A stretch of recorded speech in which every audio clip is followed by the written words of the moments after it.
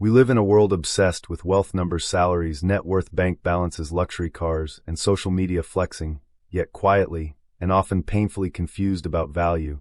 And that confusion is the reason so many people chase money their entire lives and still feel empty, because wealth and value are not the same thing, and never have been. Wealth is what you accumulate, value is what you create, and the tragedy of modern life is that we are taught from childhood to count wealth but rarely taught to build value. Think about it. From the moment we are young, we are asked, what do you want to become? Not who do you want to serve, not what problem do you want to solve, but what job pays the most, what career is safe, what path brings the biggest paycheck. And so we grow up measuring success in digits instead of impact.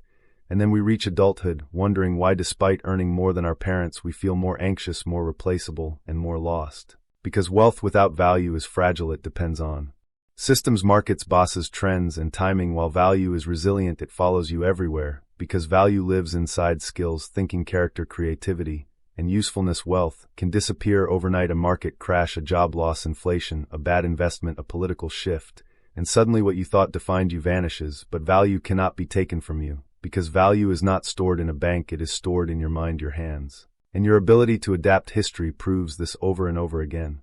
Empires collapse, currencies fail, fortunes evaporate, yet people who hold value rebuild faster than anyone else. Artisans, thinkers, engineers, doctors, writers, strategists, traders who understand human needs. They may lose money, but they never lose relevance, because the world always pays for value eventually, even if it delays the payment. The mistake most people make is chasing wealth directly, because wealth looks like the finish line. But wealth is only a byproduct of value creation. Money does not come from desire, it comes from usefulness. The market does not reward effort, it rewards outcomes, and outcomes are rooted in value. If you solve a small problem for one person, you get small wealth. If you solve a massive problem for millions, you create massive wealth.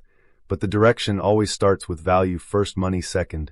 Yet social media reverses this equation, showing you luxury before labor, rewards before responsibility, and results without process, so people copy the surface without understanding the source. They want the car, but not the skill, the lifestyle, but not the leverage, the freedom, but not the discipline. And that is why so many people stay stuck, because wealth is external and visible, while value is internal and invisible at first, and building something invisible requires patience, faith, and delayed gratification, qualities that are not celebrated in a dopamine-driven culture. Value often feels boring in the beginning, because learning is slow, practice is repetitive, and progress is silent, while wealth looks exciting, loud, and instant. But that excitement is often rented, not owned, borrowed, not earned, and temporary, not lasting. Real wealth, the kind that stays, multiplies, and survives generations, only comes from sustained value creation over time. Look at people who truly last, not viral influencers, not lottery winners, not overnight sensations, but builders, founders, craftsmen, thinkers, leaders. They all spent years unnoticed, mastering something useful to others before the world noticed them. Value compounds quietly, while wealth makes noise.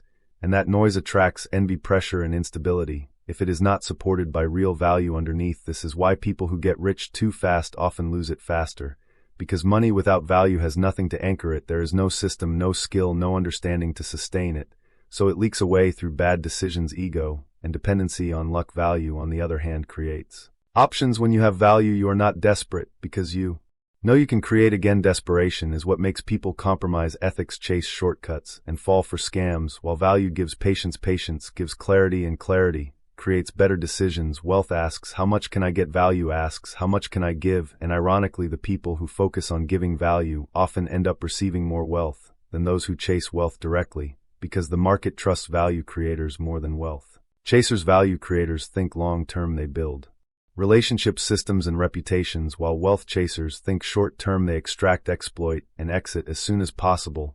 And the world may reward both briefly, but it only sustains the first. Another truth most people avoid is that wealth can be inherited, but value must be built. You can receive money without becoming capable, and that is why inherited wealth often disappears by the third generation, because money without value does not teach the discipline required to preserve it. Value, on the other hand, can be passed through mindset, education, and standards. Teaching someone how to think, how to solve problems, how to learn, and how to adapt is more powerful than giving them money, because value creates money again and again in different forms across different environments. This is why immigrants often rebuild faster than natives after losing everything, because they carry value, not assets, language, skills, work ethic, resilience, trade knowledge, while others carry comfort, not competence. Value also determines freedom more than wealth ever will. You can have money and still be trapped by lifestyle expectations, debt, social pressure, or fear of loss, while someone with high value can live, simply take risks, pivot careers, and walk away from bad situations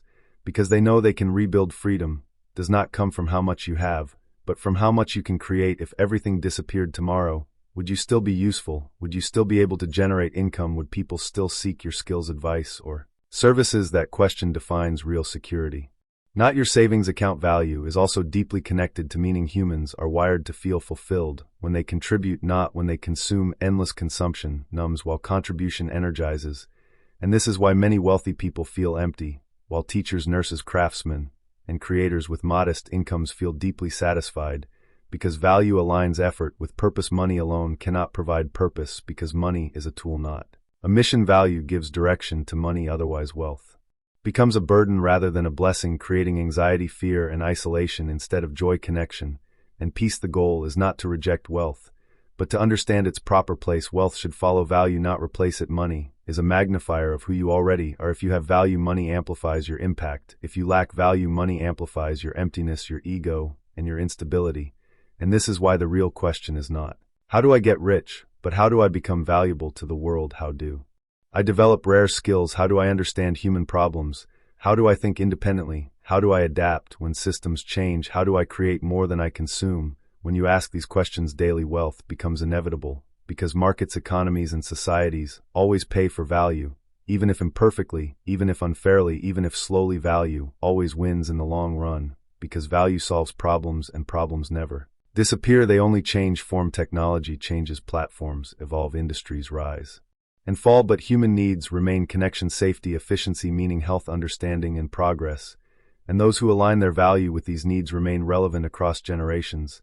So if you are choosing where to invest your time, energy, and focus, do not ask what pays the most today. Ask what builds value that cannot be replaced by automation, trends, or politics. Do not chase the applause, chase the craft. Do not envy lifestyles, envy skills. Do not compare income, compare competence, because competence creates confidence, and confidence attracts opportunity. Wealth is a result, not an identity. Value is an identity, and once you build it, no one can take it from you. Markets can crash, currencies can fail, and systems can change, but value walks with you into every future, and that is what truly makes you rich.